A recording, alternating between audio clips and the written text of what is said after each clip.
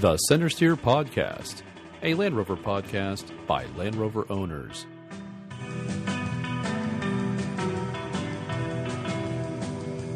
Welcome to the 17th episode of the Centresteer Podcast. It is August 24th in lovely Pittsburgh, Pennsylvania. It's actually been a nice day today. I always like to report on the weather.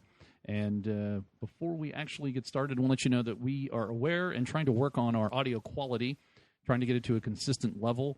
And we're working on that. I've actually decided I've reached the end of my capabilities and skill on having a mixer and several microphones and Skype callers that I've engaged an engineer to help us out. So as soon as I get that organized, hopefully we'll get quality consistent and also balanced. As I'm aware that the Skype usually sounds better than those of us in the studio. So we're working on it. So if you're an engineer and want to help us out for free, hey, that'd be great. Or you can help us out in exchange for time on the podcast. That's true. We'll let you speak your mind for a second or two. And we're also open to your comments, ideas. If we're not covering topics that you want to hear about, or we are talking about topics that you enjoy hearing about, let us know. We'll send us an email, send us a tweet, send us Facebook and post. Do our best to get back to you as soon as possible. And And a shout out to Derek in St. Louis. I know he listens and he posts on the Facebook page. So hi, Derek. We have a large grouping today. Somehow the fates have aligned. We have 3 people in the studio and 4 people on Skype. Of course, I'm John Kostage, and I drive a Series 3 109. Have been for the past couple weeks. It's been wonderful. Took it on vacation and had just a wonderful time. It towed a trailer for me and got me back and forth to my camping event. So it's been a lot of fun. And to my left, I'm Harold, and I'm addicted to Rovers of all types. I'm Dave Carroll, and I've got a number of discoveries that I like to take out and do terrible things to. And Dave just moved, and we helped him yesterday to move. You may have seen me post a picture of that, and that was fun. It was a fun time. You may have heard the story. He is founding the Rovertopia. 82 acres of Land Rover goodness. It better be. And on Skype we'll start with Mark. Hello, this is Mark. I currently have a Series 3 88 and a currently down Disco 2. And you just joined Twitter, did you not? I reluctantly have also joined Twitter. Why did you reluctantly join Twitter? It's just too connected. Oh, too much. And you are Honey Badger Land Rover, right? That sounds right. I think it's HNYBADGER Land Rover. So if you want to follow Mark, although he hasn't said anything yet, he's favorited everything I've posted. I'm on there and don't use it either. Yeah. And then next to him on Skype is Steve over in the UK. Hello. I have a 110 rough and ready camper type thing, and that's about it for me, really. And he just came back from the Arctic Circle. Hello. Yes, we got you, Steve. And I just came back from the Arctic Circle. But that's old news. That's old news now. I'm moving on. You get bragging rights for life for that, Steve, around here. At least a year or so. Come on, that was pretty cool. Oh, in a year there'll be something different. Well, until the sticker fades. How about that? Okay. Yeah, all right then. I'll let that. And back on the North American continent in Vermont. Hi, I'm Morgan, and I've also got a Series 388, slowly plodding through the frame over restoration of, and yeah. Any update on that? No, work's been in the way this summer. Understood. And weddings. And dropping. All my friends picked this summer to get married, so. Weddings seem to happen that way, don't they? They seem to come in waves. The nerve of some people. And heading a little south into Connecticut is our own Nick Danger. I know that's not your real name, Nick, but that's how I know you. It's close enough. So what are you currently? Yours is your first time on the podcast. We thank you for joining us, and you're going to talk later about the Muddy Chef event. But tell us what you're driving. I got a 72 Series 388. And I did that frame over a few years ago. It's a long process. You're still recovering from that process, aren't you? Yes, I am. And Nick is also part of the Mighty Freelander Club, having owned a SE3. A Freelander Owners Survivors group. And one of my favorite pictures I ever took was of Nick's Freelander with the back off and your old dog sitting in the back the back of the... Who was equally black as his truck, and so it made it for a good picture. It did. So what happened to your Freelander, Nick? I traded it into a unsuspecting dealer. Yeah, smart move. So first up in the news, Tata has decided to share some information from their Jag Land Rover unit and develop some vehicles, some SUVs specifically, with engineering assistance. And they're going to, build a 5 and 7 passenger model meant to lure buyers outside of India to the brand, specifically in Southeast Asia and the Middle East. They should be ready to launch in 2017, hoping to sell around 80,000 units. No indication they're coming to North America. I've never heard that, so my suspect is this going to be an Asia thing only. The article says it's going to be on a shared platform. I'm curious to whether that means it'll be a new platform that Land Rover will have access to, or whether it's one of the existing platforms which has been modified for the Tata. Well, 17 is when the new Defender is supposed to come out, I think 17. Well, so that's a thought. It is. I would be interested I to thought see they the new mentioned. Tatas. I thought they mentioned that it was going to be on the Freelander base, which is very bizarre considering it's old. Oh, yeah. It says, for reading the article further, and this is on Autoblog, plans for these SUVs have been simmering for at least a few months. April, and looks like, yes, based on the Land Rover Freelander platform, according to an unnamed JLR exec at the time, the models will use 50% or less of the parts from the current Freelander. So maybe they're giving them old. So I'm Freelander illiterate. I'm illiterate about a lot of things, but especially Freelanders. So were they an actual frame? Or were Freelander was a unibody. Okay. Yep.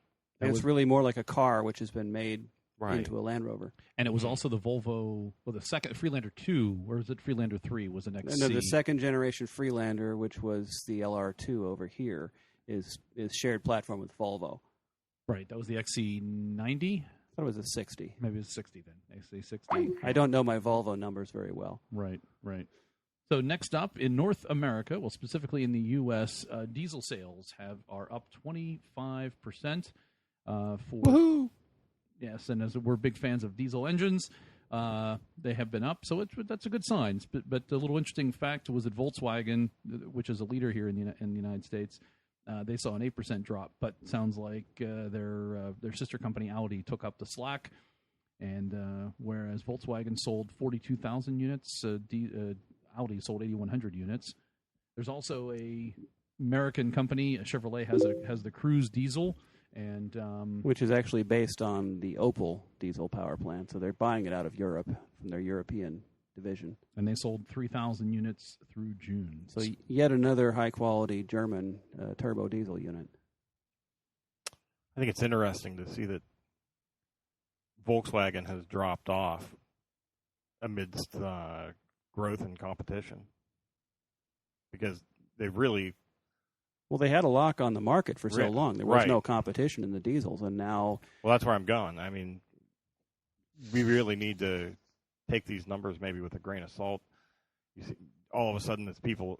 You're probably giving people options who wouldn't have bought a Volkswagen. Right, people have choice now, and if they didn't want to have a Volkswagen, now they have an option, and there are many that want to buy a Chevrolet, even though it may not be made here. It's still an American name. Right. Well, there are 46 diesel models in the U.S., including 27 cars and SUVs. Really? That's what the article says. Go out to Autoblog. We'll have a link to the article, so feel free. It's a short one, but read it yourself. Wonder what that number would have looked like 3 years ago. Probably a lot less. I mean, right. Yeah. I mean, I think your point is that the total number of vehicles is still relatively small compared to how many vehicles are sold in the U.S. to begin with. So 25% sounds large. But it's 42,000 units out of the millions of cars sold in the United States. No, 25% of 4 is just 1. Yes. Yeah. Right. Exactly. But still, it's something. It's a positive direction. I think that's the thing. It's positive direction. I bought a Jetta and it's turbo diesel and it's fantastic. And actually, I'm outside of the engine controller, which was programmed by the soup Nazi. Well. So actually, my entire fleet now is all diesel. You have an all-diesel fleet. Yes, you do. Having sold at my Disco 2, it's completely diesel. So specifically on the Land Rover news, the Freelander as you know, is being replaced by the Discovery Sport, and they have been doing some field testing of that. And there's a page, at least for us here on Rover Parts, which is Atlantic British. And Steve, I think you were watching that video. Can you tell us anything about it? Yeah, I mean, it's between Virgin and Land Rover, they seem to be working quite well together to really push and advertise this. The Virgin Twitter feed has a lot about the Land Rover and Virgin Galactic partnership, whatever that is. And clearly, when you're looking at the video, you see a lot of, well, it's all about space, and it's all about the Virgin Galactic, and it's all about whatever partnership it is they've got. What I would say is it also looks very nice. And they also put out a video that's called the Interior First Look, which I think was also made in conjunction with the Virgin Galactic. And it's just kind of a nice, spacey, airy video. It's only, I think, 50 seconds. And it doesn't show you a lot. There's a 5-second close-up of a subwoofer. But they're trying to show the interior of the Discovery Sport. So it's a pretty nifty-looking video. They did a nice job on it. The nav screen looked like it was getting ready for a bombing run. It did, didn't it? We'll have a link to that I'll take that YouTube. Yeah. Where would you put them? Test. Yeah, I could say the field test video was it actually looks really quite capable. There was kind of the three wheels with the one wheel off the ground kind of working, high speed snow maneuvers and a lot of sand work. So it seems a capable vehicle at the moment. Yeah, and I guess this testing they've done is in the multiple seasons. Of course, it's temperatures range from a frigid negative 33 degrees Fahrenheit to a scorching 108 degrees Fahrenheit. So they've been to California and Minnesota. Yeah, you can all do it here on one continent. That's right. You don't even have to go to the Arctic Circle. That's the Discovery Sport coming, and the date on the video said 3 September, so I suspect we will know more come our next podcast exactly what's going on with the Discovery Sport. Further on in Land Rover news, and this was on Autocar from the UK, Land Rover Defender design sign-off. So Land Rover has finalized the design for the replacement of its 66-year-old Icon due to expire in 2015, but don't expect it to look like the DC100 concept. This article is saying that they've frozen the design, but it's not going to look like the DC100, which is the picture they show in the article. Well, they don't have a picture to show, so why not show that? They need to have like a circle and a slash through it. Well, you feel free to do so. That's I'm sure you could become an editor of their publication. Okay, I'll jump right on that. There you go. So they should we feel relieved or without a doubt. Well, the one thing about it is the DC100 is at least the idiot you know. Well, yeah. And it grew on me as time went on. It's not completely... If I had to live with it, I'm sure I could. But well, I mean, I'll tell you, I don't think the DC100 looks that bad. It's not a Defender, though. I mean, Right, that's my opinion, too. But yeah, we don't know what terrible idea they just came up with. Right, so what did they decide does look like a Defender? The fact that they're afraid the DC100 did. If they're afraid to show it to us, which it seems like they might be. Well, no, the article went on to say they're working out how to release this information. They can do it piecemeal because, well, as Steve just said, they're working with Galactic, Virgin Galactic, Virgin Atlantic, whatever their company is. And they know how to do marketing. As we've seen in the past couple of months, couple of years actually, they know how to do good marketing, and I think that same thing's going to happen with this. Right, they put on a good show. They do. I mean, look what they did with the Discovery Sport when when Jeff was there at the thing. Yes. Yeah, at the USS Intrepid. I mean, there they go. They rented out the Intrepid. They had a big production and a big show, so they know what they're doing. Will the new Defender look like a Defender? Will it act like a Defender? Who knows? We need a mole at the corporate office. I'll get right to that. The next video is probably going to be shot on Mars or something bizarre. Well, that would be cool if they could get to Mars and shoot a picture of a Land Rover on Mars. I'm all for it. I think that this is where Tata can come in more beneficial, because it wouldn't surprise me that when the new Defender comes out and everybody hates it, that Tata will just bring out the old shell and actually start producing them again. You really think that might happen?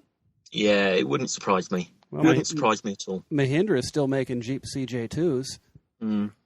Well, Yeah. and I'll tell you, that's not the first. Steve's not the first person I've heard field that idea, and I have to agree. I could see this being produced somewhere else as exactly the same vehicle, just rebranded as something else. Well, don't forget then. That would make parts available. But it won't. It still won't be available in the United States. It's still not going to meet safety and regulations. but the parts would be. You could get the parts in to fix the ones that are here. Right. Right, but the parts are still going to be there. You have Rovers North already takes care of parts for the vehicles. I don't see that being necessarily a problem if the vehicle were to go away, and then we would not have parts. You can't do that. You'd have a better source of original parts if they're still making it. That's valid, but I don't see that being as a big deal. Yeah, I'm fully willing to buy one as parts and put it together. Have somebody over in India buy it and mail it to you a part at a time. I do have friends and associates in country there that could quickly, send things to me. You still have to worry about Customs and Border Protection. That was a Radar O'Reilly thing on MASH. He sent himself a Jeep one part at a time. I forgot about that episode. Yeah. During his tour of duty over there, he just kept sending parts home. Is that kind of like when the guys here in Pittsburgh, when they worked in the mill, they used to build their houses one part at a time by stealing stuff from the steel company? Very much like that. Yeah. All right, so the Defender, as they claim it to be, the DC 100 is not going to happen. We mentioned that a couple months ago, but apparently it's more official than it has been, and you have to wait now for probably another year before you might see anything. So it's going to be a while because the Defender ends in 2015 as we know it. I think that they're holding to that date. And then don't forget, now that I think of it, was it a couple months ago, the Land Rover designer, was quoted as saying, "Hey, we're changing it. You just got to suck it up." That's Defender news, and we have one other bit of Defender news. We have the North America seizure update from Harold. Right. Last month we had a lengthy discussion of the seizure issue. A number of trucks were seized by Customs, and if you didn't get the story, you need to go back and listen to our previous podcast. But basically, Customs went out and did a coordinated effort and went after 40 trucks that they claim were imported illegally by a gentleman in North Carolina. We have an attorney on the case now working on behalf of many of the people whose trucks were taken. Not all, but most have availed themselves of his offer, and he is on the case. And the good news is that he has succeeded in getting the case dropped against 6 of those trucks, the 6 that were incorrectly identified by Land Rover as to their age. That case was dismissed against those trucks, and they were sent home. They have now been reunited with their owners at the government's expense, your tax dollars at work, but it cost them nothing except a lot of heartache and a little bit of patience. That's good news. Yeah, that is excellent news. Meanwhile, the case still exists against the other trucks. Will, the attorney for the defender of the defenders, Will Hedrick, is still on the case. He is pursuing it. However, it's not going to be a quick thing, but he's still on it. He has told me that they are still pursuing the case, the government is, and that they do not have all of the 40 trucks in their possession yet, and they are still looking for them. So if you have one of those 40, don't think you're out of the woods yet. Stay in the woods. Yes, stay in the woods. Deep in the woods. Bunker up. And we'll have more updates as they develop, but for now, that's really all we have. And now, the M word.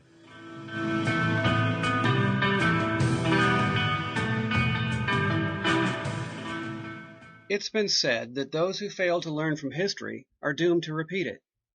It has also been said that insanity can be defined as doing the same things repeatedly and expecting different results. From these two statements, one could deduce that failing to learn from our own history could lead to our own insanity. Some of the world's most successful civilizations survived for many centuries, some of them without a formal written language, but nonetheless they all had a very well-developed system of instruction and storytelling to pass along the collective wisdom to each successive generation. The goal was not only to pass along the basic survival skills, but also to keep alive their rich cultural history. It would seem that we as a people have lost much of that ability. Television watching has replaced reading. Video games have replaced physical activity, and the internet has all but obliterated actual human interaction. A century ago, the telephone made it possible for two people to converse despite being separated by great distance. Recent advances have made it possible to carry a telephone anywhere without wires or bulky boxes. Today, it seems everyone has a telephone in their pocket. However, it seems that despite the apparent convenience, most people just don't talk as much anymore.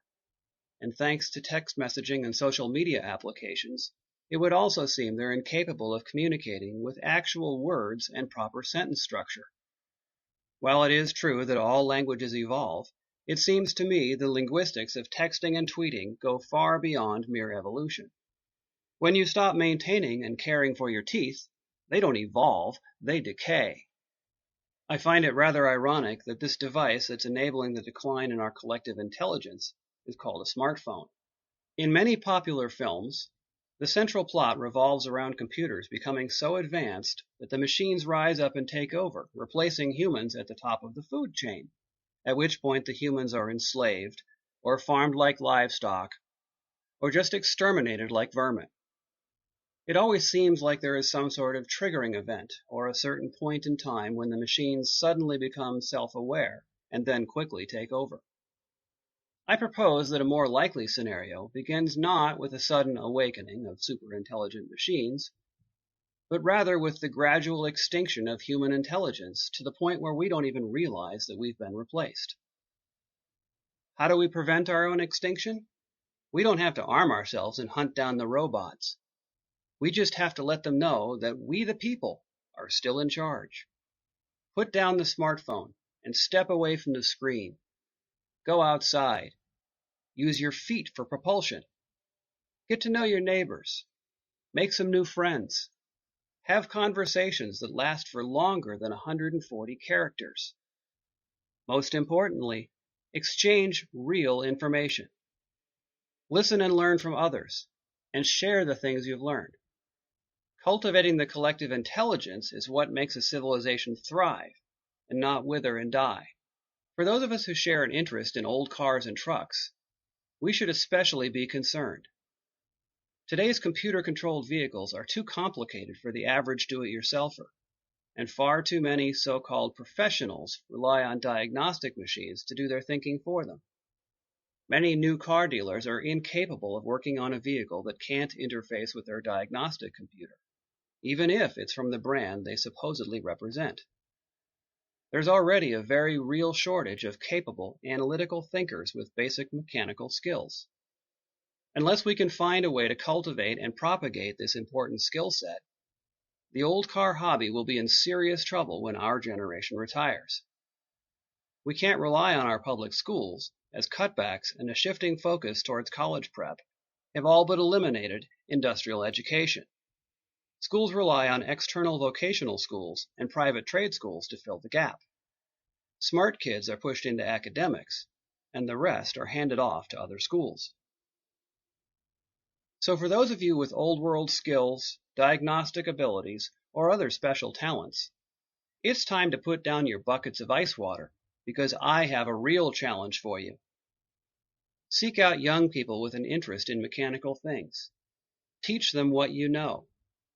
Share your passion for old machinery. Inspire them to do things with their hands and their brains, not just their thumbs on a game controller. It used to be that fathers passed these things on to their kids, but we need to look beyond our immediate families. There might be a prospect in the workplace, or the neighbor kid with nothing better to do. Look for bright kids who might have the interest, but just not have access to the skills. All it takes is one spark, properly kindled, to light a raging fire. For those of you who fear for the future of the old car hobby, I challenge you to safeguard its future. To paraphrase the Welsh poet Dylan Thomas, do not go gentle into that good night. Rage, rage against the dying of the light.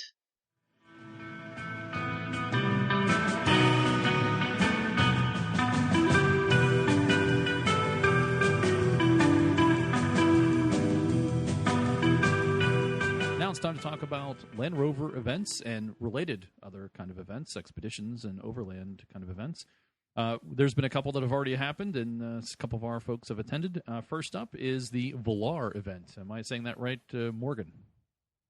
It's probably Volar or something like that. It's the Vermont Overland Rovers event.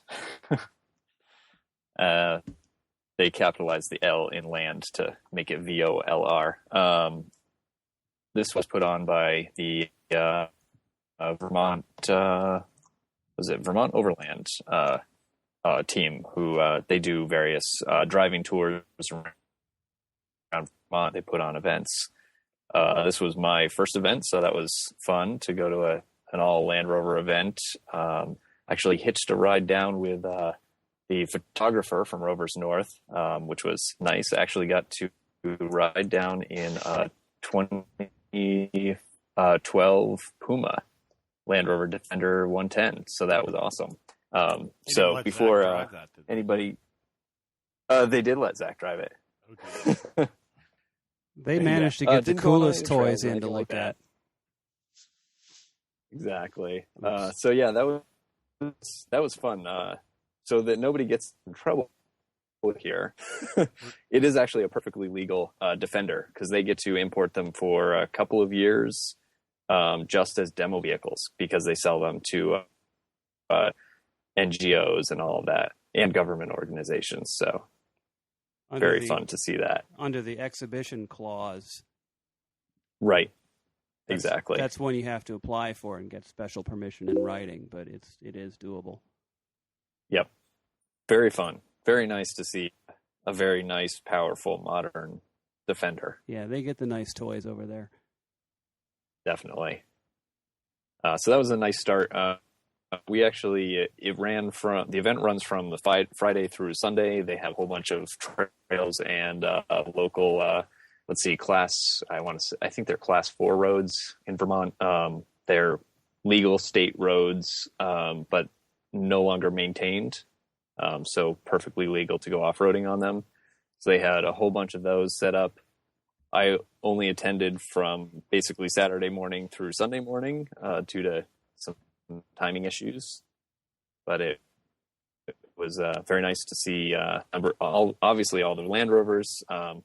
There was the big event that I especially went for was the frame over swap on the farm owners 1967 Series 2A. So that was fun. That was my main attraction. There's a time elapsed video of the truck rebuild on their site, which is vermontoverland.com. We'll have a link to that. Exactly. That was our friend Tim helping out on the frame over, was it not? Yeah, it was Tim and Dennis, Tim Smith, of BAR. Can't remember what they let that acronym stand for. I bet Dennis could tell you. Probably. I want to say it was like British Automotive Research or something like that. And then also the Red Barn Engineering guys were there. Bob, and I can't remember the other guy's name. There was also somebody there doing welding. So they had a very nice setup. They basically did it in about a day and a half. I think they did some prep that I missed on the first day. So it might have ended up being about 2 days, but it drove away at the end. It was nice. Very fun to see that swap over complete. Still has some work to be done on it, but Atlantic British provided a new galvanized chassis and a whole bunch of other parts, new wiring harness, all of that. I think the Red Barn guys provided most of the fittings. And the farm itself provided the tractor that was used for most of the lifting. Did you come away with any new skills or inspirations for your own frame over? I did, yeah. As some might recall from quite a while ago, I had some damage to the rear outriggers on my frame, yes. Unloading it. There were some trees involved in that incident, as I recall. Some trees involved, which I, straightened by hand, but I had planned to reinforce. So the chassis that they were using already was reinforced. So got some nice photos of how that was done. So I have plans for reinforcing mine. Excellent. Yeah, definitely. And did get to help out a little bit. Some of the just random projects, pulling wires, dropping and putting back on the fuel tank a number of times, all that kind of stuff. Yeah, it was fun. And then... Are you ready to go with your own truck? I would love it if they keep doing that and just let somebody else bring their truck each time. I don't think that's going to happen. I'll bet the waiting list for that will be pretty long. I think so. Yeah, and apparently they had the idea to do Justin's truck. This was Justin Lilly of Lillybrook Farm, who was hosting the event. So he had that sitting in his barn for, I think, over 10 years, and had done some work on it before parking it. So yeah, well, that's fair. For a few years anyway. That's fair trade for hosting the event, and letting people use his land, as I see it. Oh, absolutely. Yeah, and a new idea for Dave, then, I guess, huh? Now we're talking. That's genius. Exactly. Well, now that we've been to Dave's new home, we're trying to convince him to have an actual Land Rover event there down in Greene County. It's Washington. Is it Washington? I thought it was Greene. No. Oh. I would have to have married my sister to be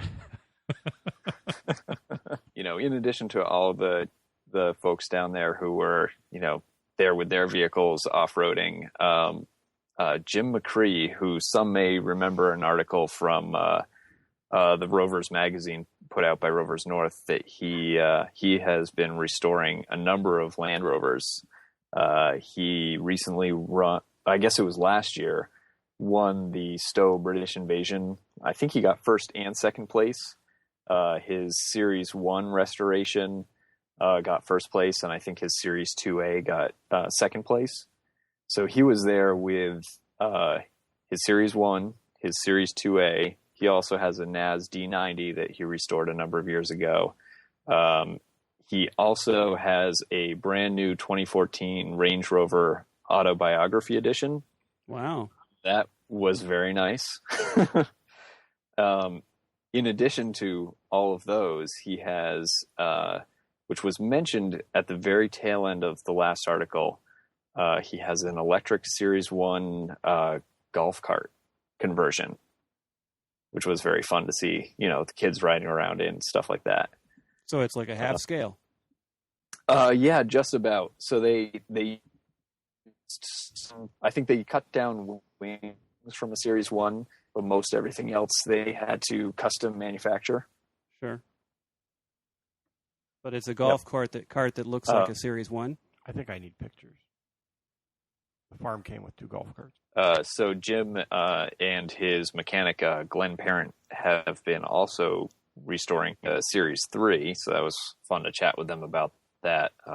Jim basically has Glenn on as a full-time mechanic, and he has his own little museum of these vehicles he's restored. And in addition to the Series 3, mentioned briefly in the last article, and then after the Voller event came out in the Rovers Magazine, a full article about their Centresteer replica they're building. So it was actually a lot of fun to talk to him about that, because they just went over to Europe trying to track down. Well, there's one replica of the Centresteer at Dunsfold. So they went and talked to one of those engineers and a couple others. They are well on their way to building their own Centresteer here in the U.S. We need them on our podcast for obvious reasons. Absolutely, and they are paying attention to the details. as is very clear from looking under the hood of any of his restorations. But yeah, that's going to be a very fun project. Any chance you can go over there and tour it in person and do an on-site for us? Oh, absolutely. And for our listeners, you can go out, and I'll have a link to this. The Rovers North has all their past magazine articles available in PDF form on their website, and I'll have a link to that. So you can track down that article if you like to read it. Do you know what issue? Absolutely. Do you know what issue that is, Morgan? Yeah, it's in their current one, the summer 2014. Which I don't think they publish it until the next one comes out. I think for obvious reasons they kind of keep it. They're back 1 month. So right now they have the spring 2014 Rovers Magazine available. Oh, really? I thought you could get the PDFs immediately. Not what I can tell, at least when I'm looking at their webpage right now. Cool.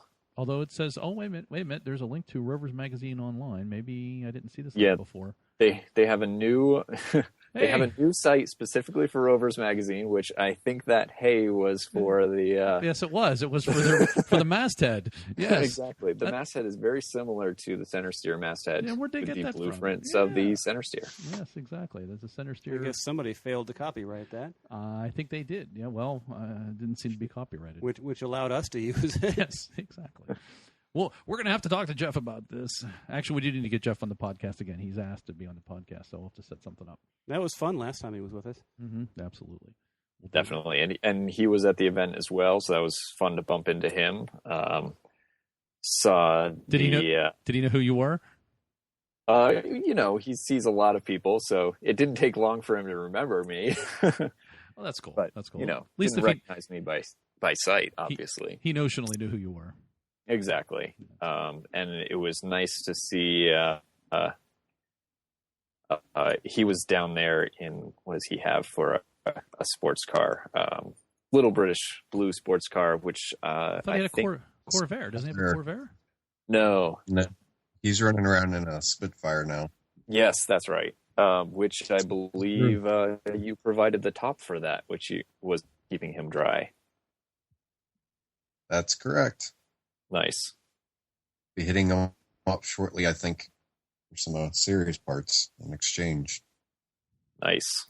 Welcome to the British car community. So, anything else from Vermont Overland? No, it was a great event. This one was very laid back compared to many of their other events, which was very nice. All right, we're going to move on to the Muddy Chef Challenge and our own Nick Danger. You attended this event. Yes, it was the first weekend in August. That would be, Friday, Saturday, Sunday, the usual weekend kind of event. The events actually started early Friday morning. We were already hitting trails at Orvis, which is in Milk, New York, and that was where they were trail riding, trap shooting. Orvis actually gave classes in both trap shooting and fly fishing, which a lot of people took advantage of. The trap shooting line was pretty long, actually. That evening was one of the fancier Land Rover events I had ever been to. It was at an estate of Crown maple syrup, and there was cocktails and hors d'oeuvres, and everyone wore their finery. I was definitely one of the less fancy dressed people that was there. It was quite an event. Just great food, great people, great drinks. And then the next morning there was more trail rides in the Great Mountain Forest of Connecticut, which is some Yale property and some private state property. Then we went back to Lime Rock Park. All this camping was at Lime Rock Park, which is one of the oldest racetracks in the country, where we had rides on the skid pad in a Lotus Elise. Some of us did. Some of us just got too dizzy on the first ride to go around a second time. But that was quite... Would that be you? Yeah, I kind of got out of the car a little wobbly. It was Hangovers will do that. Yeah, it was fun. The big event of the Muddy Chef part was we had to cook that night in the campsite using whatever we would bring on our trucks. So there was some propane stoves. We did charcoal. Somebody actually did blow torches. They were making donuts, I believe. Raspberry glazed donuts, which were delicious. Oh, they were fantastic. The food, I was not prepared for the level of competition that was there. Now, do they give style points for creative methods and materials? Yeah, they did. In fact, I think the blowtorch guy got some awards for blowtorching things. There was also a deep fat fryer. One of the winning foods was a jambalaya that was made over a giant propane. I don't know. I don't even know what it was. It was a giant propane burner. Turkey fryer. Cool. Yeah, that's what it looked like. The winning team was 2 men and a rover who pretty much swept the entire event, both the appetizer, the main dish, and the dessert. They took first place. I can only tell you what the dessert was, which was fresh local berries and maple whipped cream that they whipped on site using maple syrup from the maple place that we had gone to the night before. I can only imagine that's probably outstanding. Unfortunately, we didn't know that you were supposed to use the maple stuff from the place the night before, so we ate it all on pancakes that morning and didn't actually have anything for the food event. You didn't smuggle out enough in your kilts then, I guess, huh? Yeah, apparently not. And I got ripped on the style points. I had my kilt on, and I didn't even get an award for that. What food did you make? Did you use the Dutch oven? We made a Dutch oven meatloaf. It was meat, veal, bacon, Italian sausage, and jalapeno peppers. And that didn't win? It was probably no. He was didn't win. He was missing maple syrup. Exactly. I was going to say, if you had tossed some maple syrup in there, that would have been the kicker. Well, we didn't win, but we went through about 4.5 pounds of meatloaf in probably a half an hour with the people just coming through our tent for meatloaf samples. So we didn't win, but if there was a People's Choice Award, I think we would have been there. See, what you needed was the Utila kilt with all the spatulas stuffed in the pockets and the maple syrup there too. Probably. That might have helped. There was about 40. I think there was 40 teams competing. There was about 150 people there. Next year, they want this to be one of the largest events on the East Coast. So I think next year they're going to be pushing even bigger. Wow. What's the entry fee? There wasn't any. And what kind of trails are there? The trails were not bad. The trails were not bad at all. There was the Orvis had their own off-roading trails, which is one of the Land Rover Experience trails. I didn't go to the Great National Forest because I was prepping for my Dutch oven cooking. My nephew actually jumped in a truck with some, I don't know if you remember Forrest he did some Land Rover restorations in Connecticut. He jumped in his truck and went off-roading and came back and was very happy. So I think they were decent trails. Run, Forrest, run. Yeah, there were some pretty Clifton Rovers, I believe, was the name of his restoration company. So, do you think that the event site can handle a bunch more people, or is this something I need to move to a different location? They claim that they can do it. They claim the campground can do 300 people. We felt pretty packed, but we were kind of all congregating next to the utilities and the American Harvest vodka tent. There was plenty of free vodka. So that's a good start right there. Yeah.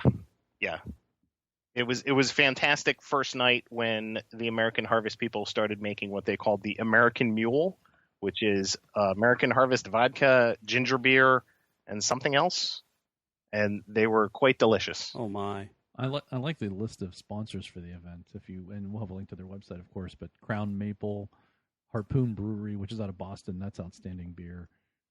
Did you check that out? I think they gave us 7 kegs, and there was 2 left untapped by the end of the weekend. But we went through a lot of it. Obviously, we need to attend next year. I think we need. Obviously, we need F-Plurg there in presence. Yeah. What's Monkey 47? I don't know. And Yeti Coolers was there. How could you not know about something with monkeys in it, Nick? I know. Sad, isn't it? Actually, I don't know who a lot of the sponsors were. I did win a case of performance oil from Spectre Performance Oils, though. their tent was very nice, and he asked me what I ran in the Rover and was not happy when I said the cheapest oil that was on the shelf. So he ended up giving me a case of oil and said, do an oil change on me. Now, was that enough to get you home? Yeah, I trailered it. Yeah. Oh. What are you using to tow? My brother actually went up with me, who is the primary chef. He's got a big GMC. We ended up driving around that weekend because the camping and the trails and the various things were not actually close to each other. But, there's a difference between cruising around back roads of New York and doing I-91. So, right. Is this in New York or Connecticut? It's actually up in the upper corner of Connecticut was the camping. The trails were in New York. So it was right on the border. That's not far from you. Morgan, you're not too far away, right? Oh, no, not at all. Yeah. So we're just a little further up 91. We need to have all of us there next year. We can do the podcast from there. Yeah, actually, you guys should come down. We ended up doing an emergency repair on a 200 TDI, doing an alternator replacement. Rovers North showed up Saturday with the replacement, and we swapped it in. That's an easy job. But when is the event? First weekend in August. So whatever that'll be next year. First August weekend. No, cool. I'm on vacation. You guys can have a good time. Yeah, I was looking at it this year and thought it'd be really cool. It didn't work out for me this year, but I'd like to go next year and I'd like to be able to take the meat wagon and cook some meat. Oh, absolutely. I'm telling you, the competition was tough, but now that I've seen it, I'm bringing it next year. I got some style points for you, Nick. I got something in mind. Oh, anywhere with you is stylish. We could bring an actual Scotsman in That's true. A kilt with pipes. Yeah, that might win. Well, he has to know how to cook, though. Nick can help. He can just play while we serve, and we'll still nail it.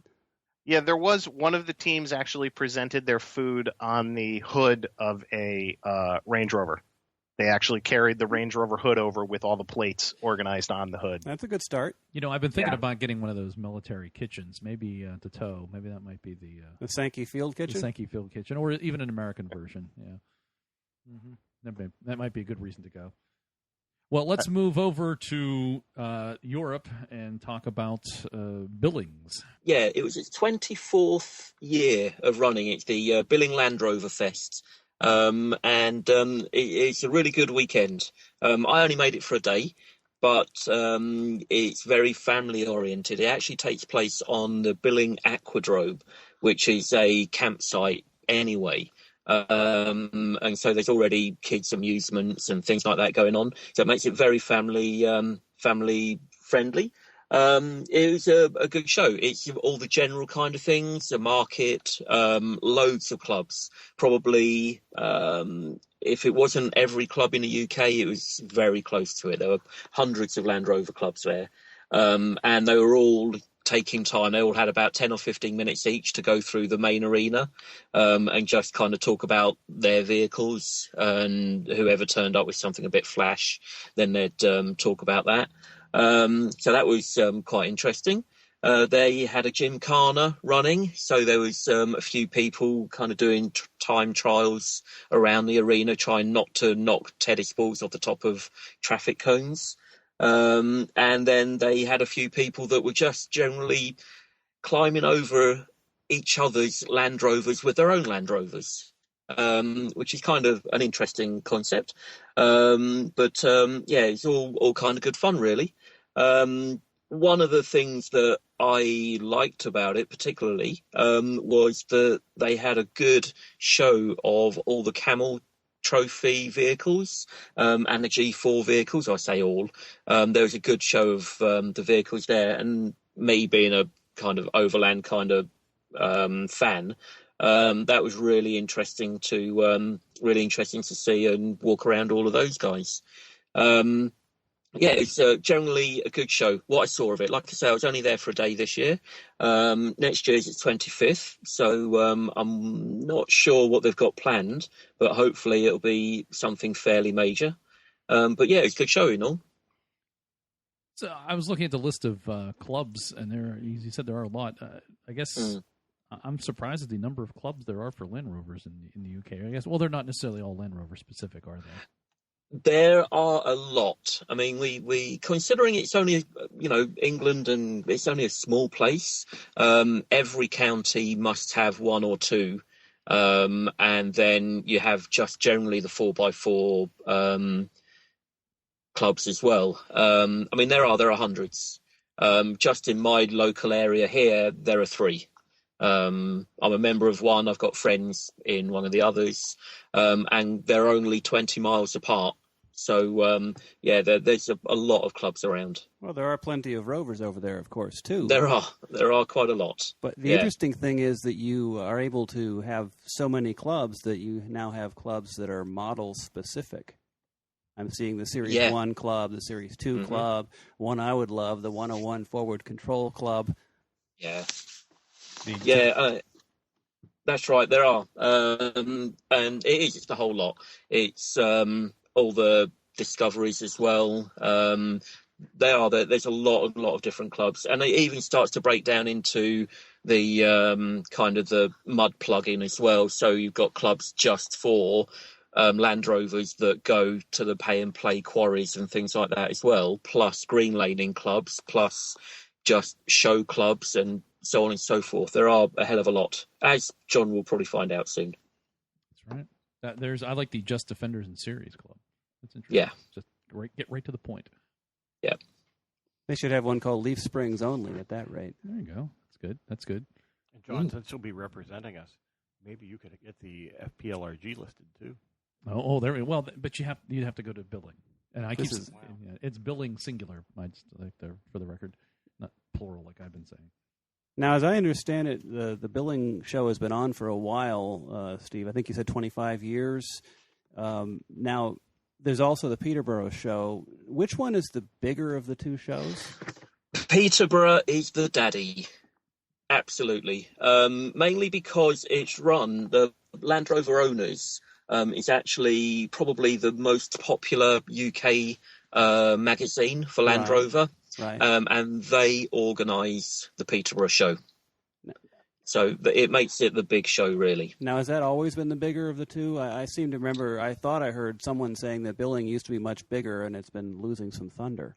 I don't know on that. I mean, everyone knows Land Rover owners, everyone knows the magazine, and so that really kind of hits it because it's in the magazine. It's advertised and it's really pushed. It's probably a little bit more local, but it's still a big show. Although Billings touts itself as the daddy of Land Rover shows. Yeah, on the Billing Land Rover Fest website, they call themselves the daddy of all shows. So did you actually camp at Billing? No, I was only there for a day. It's only an hour away from where I live, so I just went for the Saturday. It's a weekend show. This time I only went for the Saturday, knowing that I've got a couple of others coming up this year anyway. So that was just a more of a pop in for the day. I picked up some carpet to kind of cover my inner wheel arches, and just a few odds and sods like that. Really, it was for me just a quick drop in and see what was going on, kind of show. The LRO one is going to be the one that I'm more interested in spending a good amount of time there. How much does the Billing show cost? It was £9, I think, to get in, just for the day. Not really expensive. I don't know about the camping. And so we'll move into upcoming events. I think that's all there is for past events. And first up on the list is Rovers on the Rocks here in the United States. That takes place in the East Coast. And I know it's happening. Dave, you know a little more about it than I do, but we don't have a date. Is that right? We've not seen an official date. It is typically the Veterans Day holiday weekend, with off-roading starting officially on Friday at Roush Creek Off-Road Vehicle Park in northeastern Pennsylvania. Now you're a multiple survivor of that event, are you not, Dave? Yes, and survivor is probably the best way to describe it. Roush Creek is not necessarily someplace that's for the faint of heart. Not the place to take your girlfriend on a first outing. Not unless you don't want her to be your girlfriend when it's all over. But what if your Land Rover is your girlfriend? Well, maybe not the first place. Well, best place to take it on its first outing. Then odds are that it's coming back looking like you've beaten it. All right, so we'll have a link to that show As Best As We Know It, and that's coming up. This is number 6, I think. Yes. Yeah, number 6. I know you've been there a couple of years. It's a great event. Yeah, it looks fun. But you have to go in fully prepared to accept that you're going to get body damage.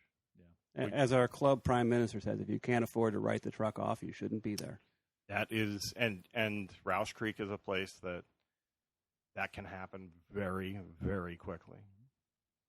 And then next is the Land Rover National Rally. This is taking place September 16th through the 21st in Moab, Utah. That's all I've never been. I know, Nick, you've been, have you not? Yes. And do you want to tell us a little bit about the show or about the event? It's this year's in Moab. Yes. It's quite different than anything you do on the East Coast. The whole idea of what they call slick rock and the trails out there, it's just a whole different experience. It's worth going. I think you should, put it in your calendar to try to go one year. And I think they rotate between Colorado and Utah. Is that right?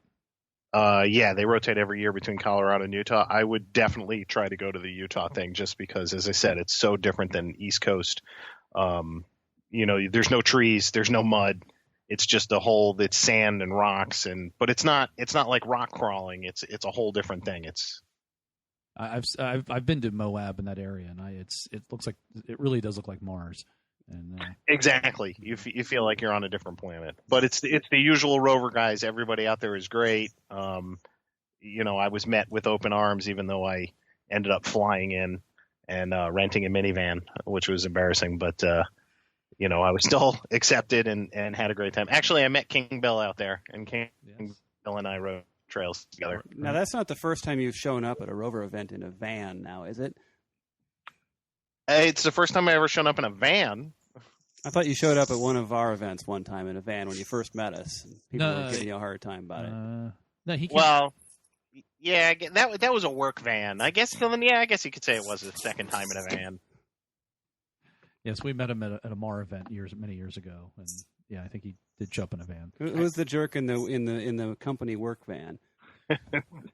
And Scooter wanted to throw beer bottles at me. It was great. Well, yeah, that goes without saying. Yeah, that's Scooter. So that's the national rally. Anything special take place? I know it's put on by the Sully Hall Society. Is it like any other event that you typically attend, or is there something extra? No, it's your typical Land Rover event. I mean, the year that I went, they actually auctioned off a full Range Rover off-roading truck. So it's a big event, but it's your standard things. Gotcha. Any idea how many people show up typically? In the hundreds. Wow. In the hundreds. I'm going to say like 300. You've been to MAR, so it's pretty much MAR on the other side of the country. Gotcha. Fair enough. Speaking of MAR, that's supposed to take place in October this year, the 2nd to the 5th, which is its typical month. I think that's all the information we have on it, though, right now. That may be all the information that exists. I think they're still trying to put the details together. Gotcha. That's put on by Rove, which is the Rover owners of Virginia. I believe it is at the same location that they had last year. Okay. Didn't get a chance to go. I don't think anybody that I know got to go. Which would be Blacksburg, Virginia, if I remember correctly. I think it's, way, way down in the southwestern corner. Like farther, deeper into Virginia than we've ever gone before for one of those events. Yeah, it's good for folks in the D.C. area. There's a lot of Land Rover owners in the D.C. area. It's good for them to get out and about. Well, going back a little bit, a month before that is a Conclave, and that takes place September 18th through the 21st, roughly the same time as a national rally. Dave, I know we went to Conclave last year and the year before. You've been there a number of times, Dave. I've been there at least 3 times now. Yeah, it's a nice event. It's at the Cove, which is a camping ground and off-road park in Gore, Virginia, which is northern Virginia. Yeah, our side of Virginia. It's just a shorter trip for us. Yeah, it's the Cove might be thought of as a much tamer version of Roush Creek. There's a lot of very good, very challenging trails. There's a lot of rocks. There's a lot of mud. There's a lot of tight trails, but at the same time, there are a lot of nice green lanes for people that don't want to take the level of risk that some of us tend to assume. Or who might be there on a first date. Yes. If you're there on your first date, be it with a person or a rover, you could come out unscathed. Yeah, it's a nice event. Camping, decent trails, and I think the entry fee is $90, I'm not mistaken, and you pay additional for passengers and T-shirts. So, and that includes dinner Saturday night. And yeah, dinner was fun. And moving along, the weekend after that is the British invasion in Stowe, Vermont. That takes place September 19th to the 21st. And I believe, Morgan, you have been before? I have not. I've had scheduling conflicts the last few years. This year I should be able to go.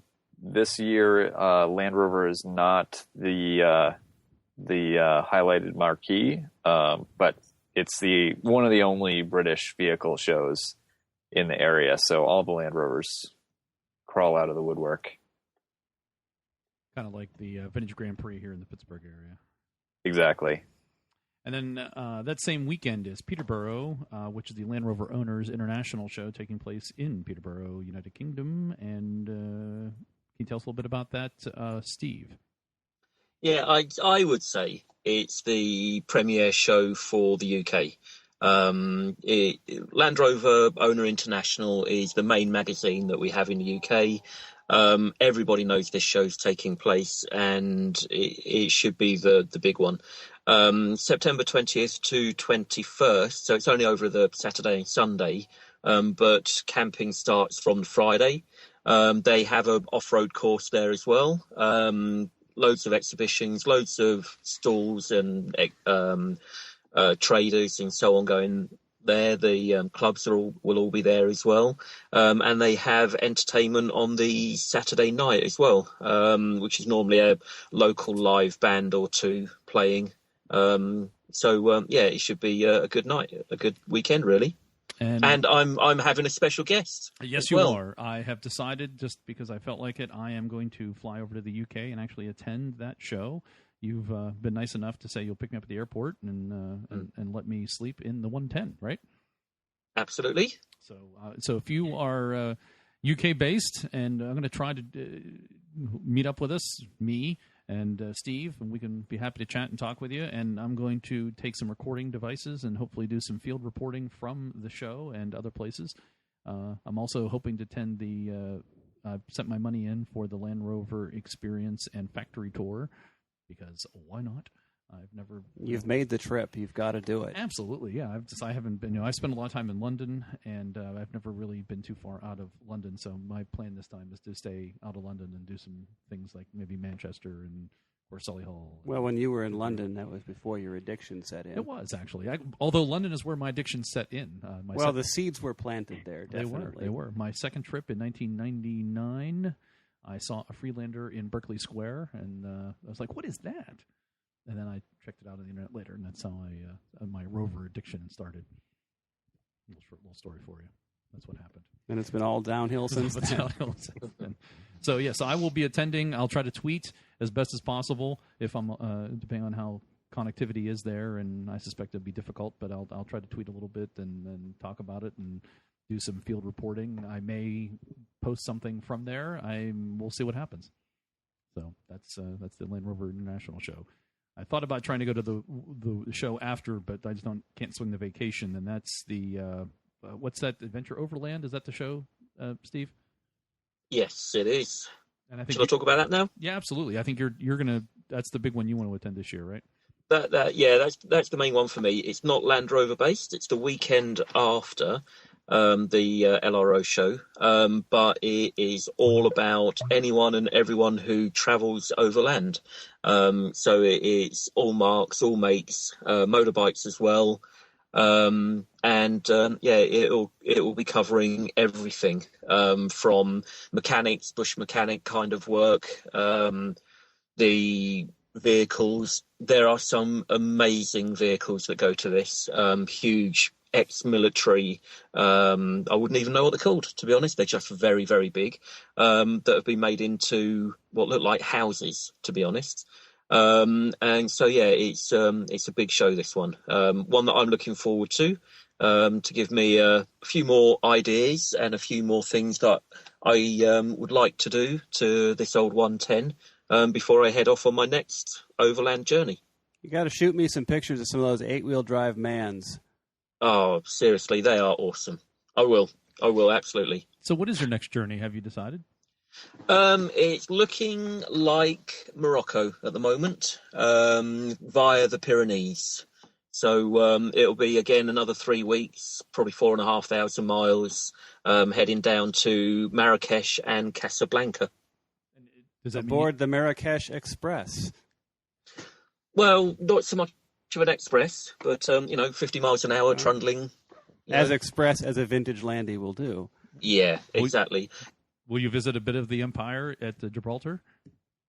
Yeah, probably, because I'll probably go from Gibraltar to across to Tangiers to make the journey across. It was either going to be Morocco or I was going to head over towards Chernobyl and Pripyat.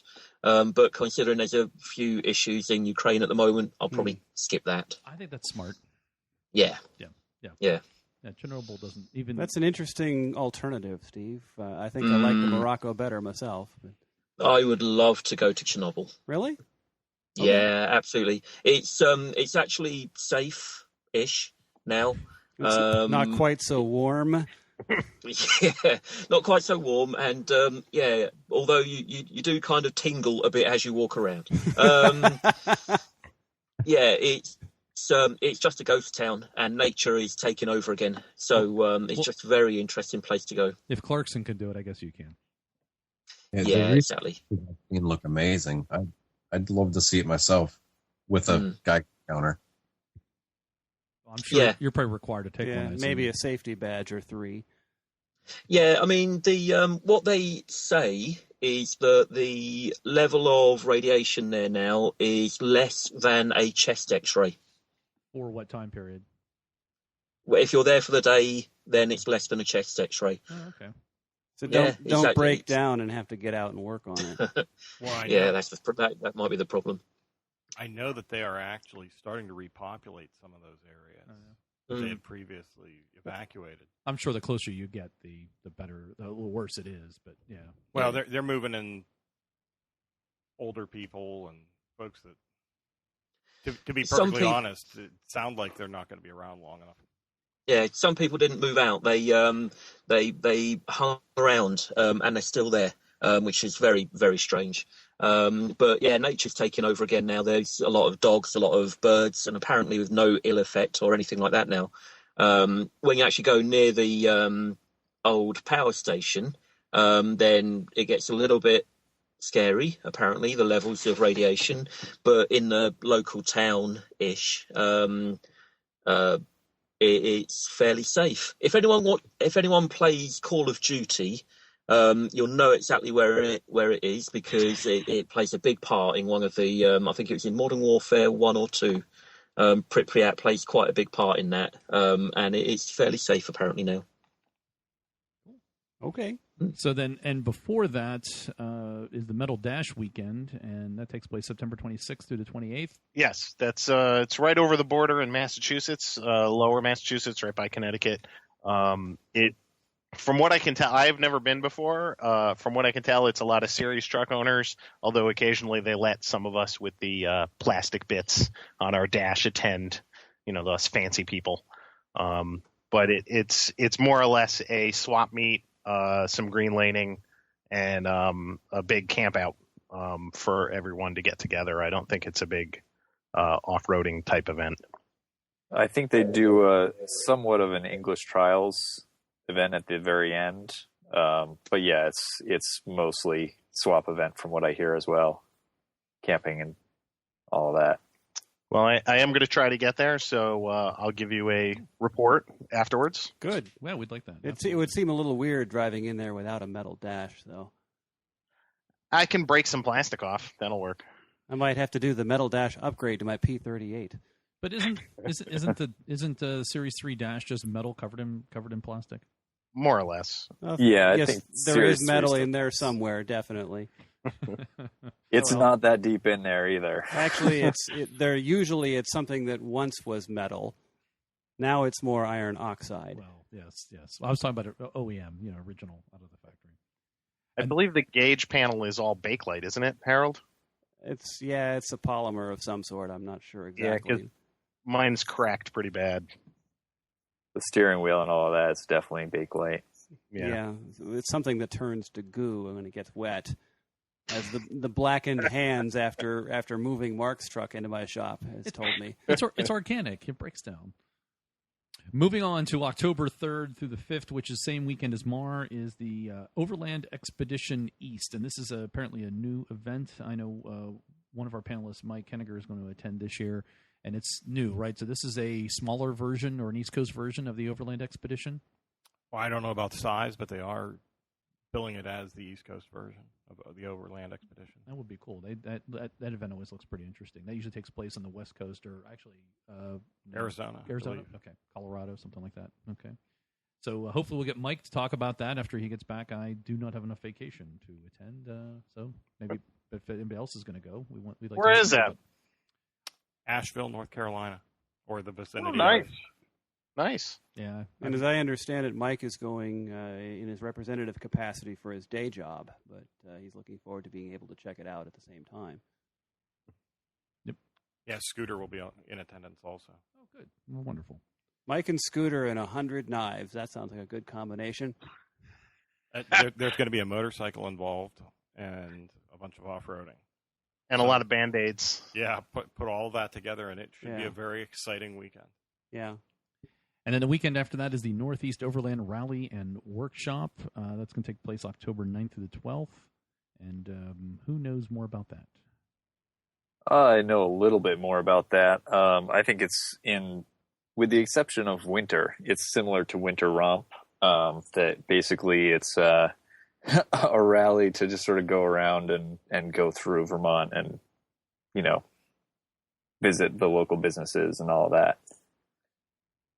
And so that's like a version of that Vermont Overland tournament? Yeah, it's not like the tournament, which is very much more of a challenge. But yeah, it's just sort of travel around, do some trails. They do have some workshops and stuff like that. Cool. Much more scheduled than the event I just went to. Well, those are the upcoming events that we know about through October or so, especially in the East Coast and in the UK. If you are having another interesting event that you're attending or want to talk about, we're certainly happy to hear about it. So this has been the 17th edition of the Centresteer podcast for August of 2014. If you, again, have any comments, questions, or some interesting topics you want us to discuss, or you want to discuss yourself, go ahead and reach out to us. Twitter's good, email's good. Facebook even is fine, and we'll try to do best to get back to you as soon as possible. As I'm attending the Peterborough show, if you are in the UK and you're attending, let me know. I'd like to meet you and talk with you. Maybe we'll even record something, and we'll try to do a little field report from the United Kingdom, the home of Land Rovers. That's the episode. Thanks very much, and we will talk to you sometime in September. I'm not sure yet when. Thanks for listening, everybody.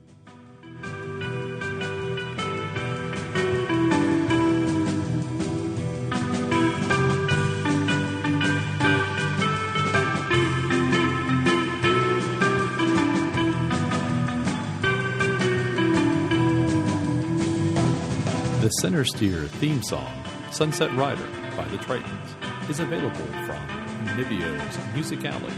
Check it out at music.nibio.com.